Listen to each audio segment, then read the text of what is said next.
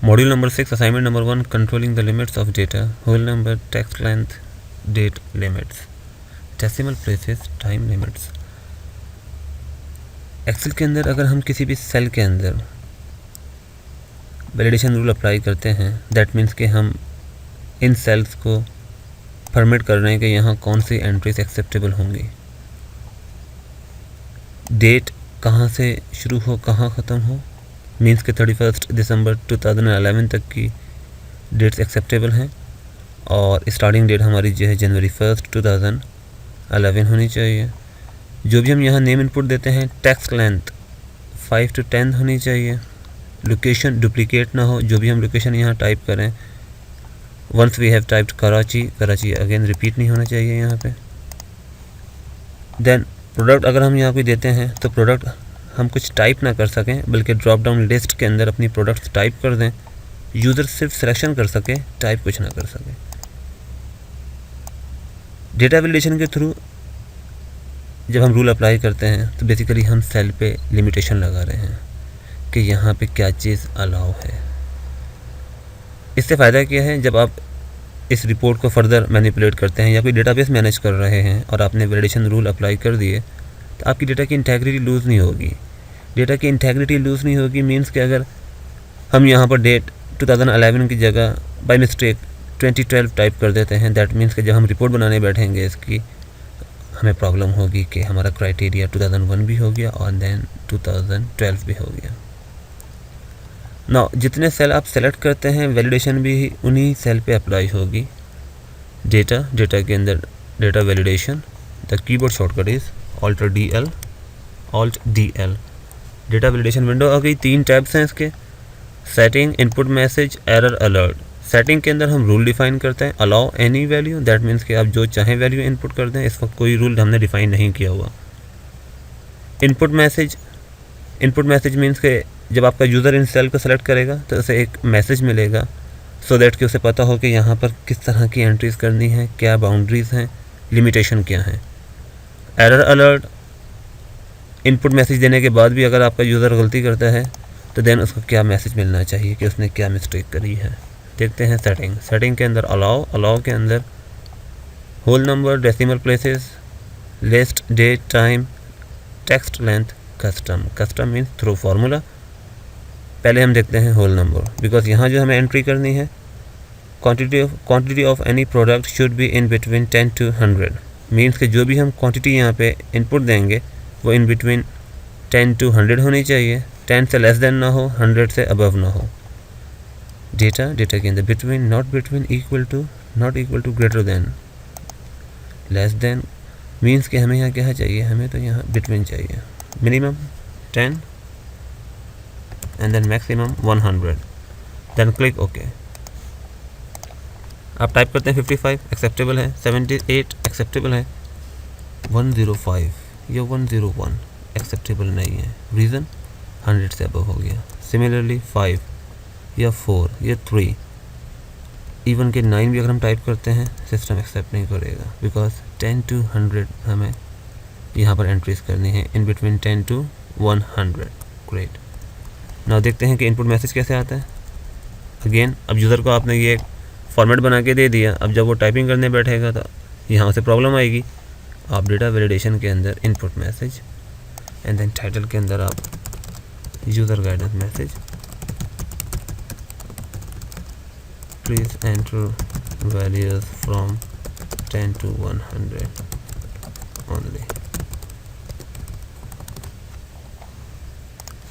Now आपके पास एक सम सॉर्ट ऑफ कमेंट आ गया कि जैसे आप इन सेल्स को सेलेक्ट करेंगे आपको ये मैसेज मिल जाएगा। बट अगेन अगर आप यहाँ पर यूज़र गाइडेंस मैसेज के बाद भी कोई मिस्टेक करते हैं तो आपके पास यहाँ पर आ रहा है एरर, सिस्टम आपको बता रहा है कि यहाँ पे ये एंट्री क्यों नहीं हो सकती। बट हम इसे भी कस्टमाइज़ कर सकते हैं। इस पूरी रेंज को सेलेक्ट कर लिया बिकॉज हमने यहाँ रूल अप्लाई किया था validation, Alt DL। Setting define कर दी हमने, इनपुट मैसेज दे दिया, देन एरर अलर्ट। ना टाइटल के अंदर आपने लिख दिया wrong entry, pay attention while typing।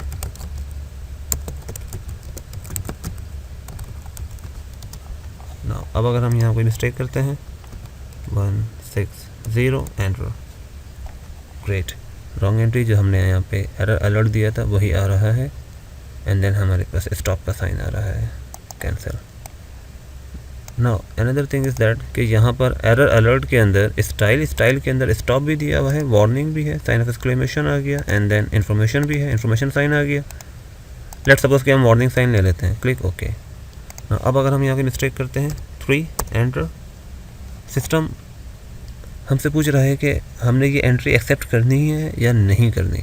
Means कि अगर मैं येस कर देता हूँ तो ये 3 सिस्टम इनपुट ले लेगा, यस, दैट मीन्स कि ये मेरी वैलिडेशन के अगेंस्ट हो गई। वैलिडेशन क्या थी, 10 से 100, ये तो 3 वैल्यू है। Data validation, error alert, try करते हैं इन्फॉर्मेशन। अगेन 150 अगेंस्ट वैलिडेशन है, सिस्टम आपसे पूछ रहा है इसे एक्सेप्ट करना है, यस ओके। दैट मीन्स कि सिर्फ स्टॉप स्टाइल आपको प्रिवेंट कर सकता है from wrong entries.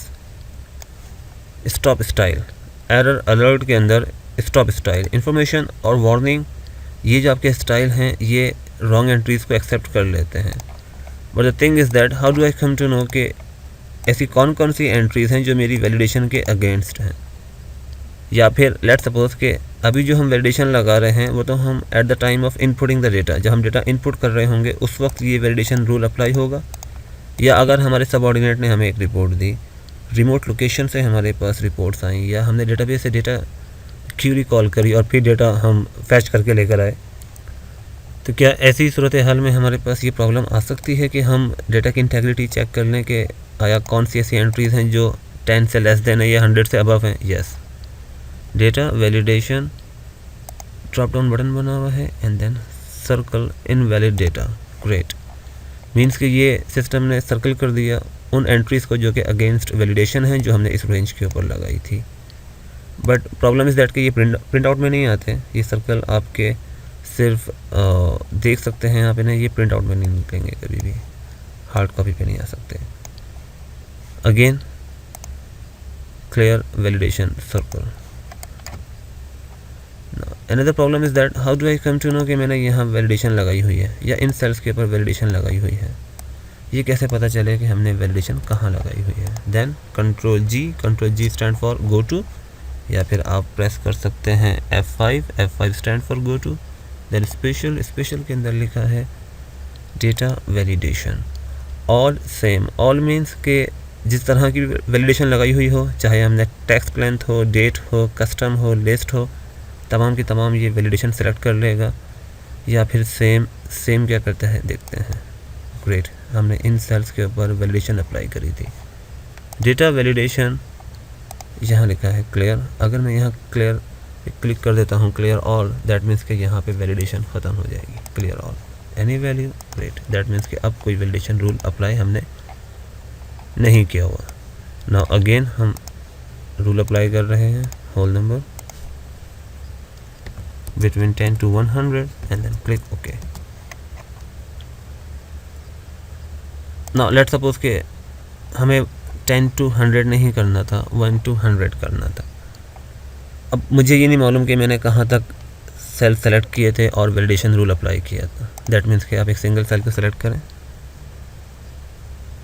F5 special data validation, and then same means इस सेल के ऊपर जो आपने वैलिडेशन रूल अप्लाई किया था इस तरह की वैलिडेशन आपने और कहाँ तक अप्लाई करी हुई है इस रेंज के अंदर। Then click okay, great, system ने ऑटोमेटिकली वो पूरी रेंज सेलेक्ट कर ली जहाँ पर हमने सेम वैलिडेशन रूल अप्लाई किया हुआ है।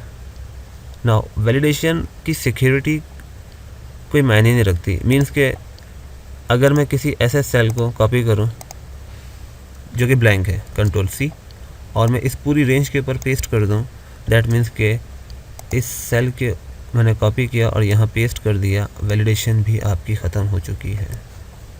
देखते हैं F5 special and then data validation, then click okay. No cell were found, yes, because आपके पास यहाँ पे वैलिडेशन ख़त्म हो चुकी है। दैट मीन्स कि अगर किसी ब्लैंक सेल को मैं कॉपी करके किसी ऐसे सेल के ऊपर या सेल्स के ऊपर पेस्ट कर दूँ जहाँ पे आपने वैलिडेशन रूल अप्लाई किया था, वैलिडेशन भी ओवरराइट हो जाएगी, ख़त्म हो जाएगी।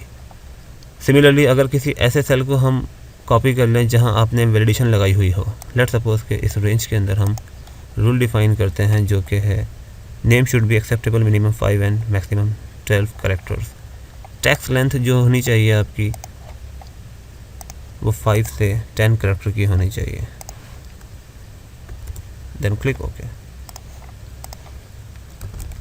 अली नो, बिकॉज 3 कैरेक्टर्स हैं। Asim yes, Excel by Asim not acceptable because 10 से ज़्यादा एंट्रीज़ हैं। पार्क सुजुकी यस एक्सेप्टेबल है बिकॉज 10 एंट्रीज़ के या 10 कैरेक्टर्स के अंदर हैं। ग्रेट। नाउ लेट्स सपोज कि मैं इस ब्लैंक सेल को कॉपी करता हूँ और यहाँ पेस्ट कर देता हूँ एंड देन यहाँ एंट्री कर रहे हैं ALI अली। सिस्टम एक्सेप्ट नहीं कर रहा। दैट मीन्स कि जब आपने इस सेल को कॉपी करके यहाँ पेस्ट किया, इस रेंज के ऊपर आपने वैलिडेशन रूल अप्लाई किया हुआ था, वही सेम रूल आपका इस ब्लैंक सेल के ऊपर भी पेस्ट हो गया। ग्रेट।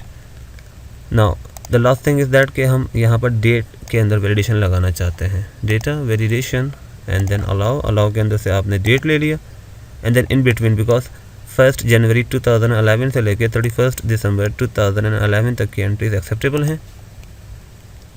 आप यहाँ पर जो फॉर्मेट टाइप करेंगे मेक श्योर कि आपके सिस्टम का फॉर्मेट भी वही हो। मीन्स कि आपकी जो विंडोज़ आप रन कर रहे हैं कंट्रोल पैनल के अंदर जाके आपके पास भी डेट का फॉर्मेट वही होना चाहिए 1 जनवरी, अदरवाइज़ ये एक्सेप्ट नहीं करेगा। 2011 एंड देन 31 दिसंबर 2011। ग्रेट।